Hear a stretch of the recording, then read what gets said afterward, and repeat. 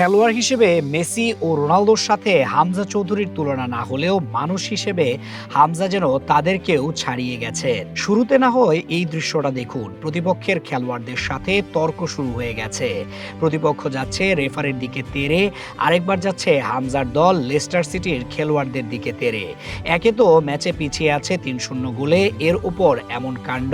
সেখানে অন্য কেউ হলে দেখা যেত ইচ্ছে করেই যেন ঝগড়া বাঁধিয়ে দিয়েছে। পিছিয়ে থাকা অবস্থায় এমন পরিস্থিতিতে তো মেসি ও রোনালদোর মতো বড় খেলোয়াড়দেরকেও দেখা গেছে নিয়ন্ত্রণ হারিয়ে বিবাদে জড়িয়ে যেতে। তবে হামজা দেওয়ান চৌধুরী, যিনি পুরো বাংলাদেশের গর্ব, তিনি যেন হয়ে গেলেন একেবারেই আলাদা। তিনি প্রমাণ করে দিলেন কেন তিনি সবার সেরা।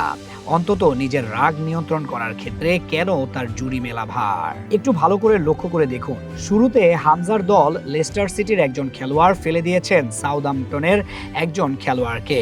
সেটা দেখার পর রেফারি বাঁশি বাজিয়ে দেন ফাউলের। স্বাভাবিকভাবেই ভালো মতো নিতে পারেননি সেই ফুটবলার। দ্রুতই ববি রেইড গিয়ে তর্ক শুরু করতে চান রেফারির সাথে। তিনি বলতে চেয়েছিলেন এটা খেলার অংশ, তিনি কোনো ফাউল করেননি। তবে সেখানে পুরোপুরি বাধা দেন হামজা চৌধুরী। পরিস্থিতি সামলে নেন তিনি। শুরুতে নিজের সতীর্থের কাছে চলে যান। তাকে থামানোর পর যখন দেখেন সাউদাম্পটনের লিও সাইনজা রেফারির দিকে এগিয়ে যাচ্ছেন, তখন তাকেও থামিয়ে দেন তিনি। তাকে বুকে জড়িয়ে হাসি মুখেই বুঝিয়ে দিতে চান আসলে খেলার মাঝে এমন একটু আধটু হবে, ইটস ওকে। যদিও ফাউলের শিকার হওয়া লিও সাইনজা শুরুতে মানতে চাননি, তবে তাকে এক সময় থামাতে সক্ষম হন হামজা। এটা আসলে একটি বড় উদাহরণ সবার জন্যেই।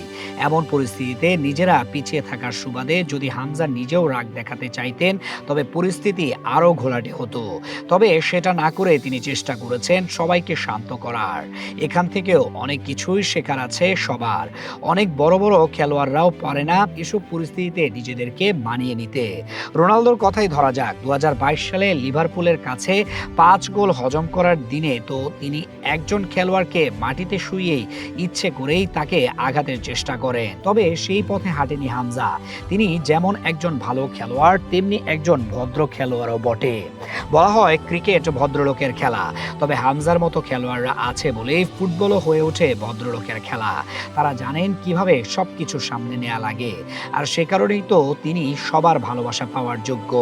উল্লেখ্য, এই ম্যাচে শুরু থেকে লেস্টার সিটির একাদশে ছিলেন হামজা চৌধুরী।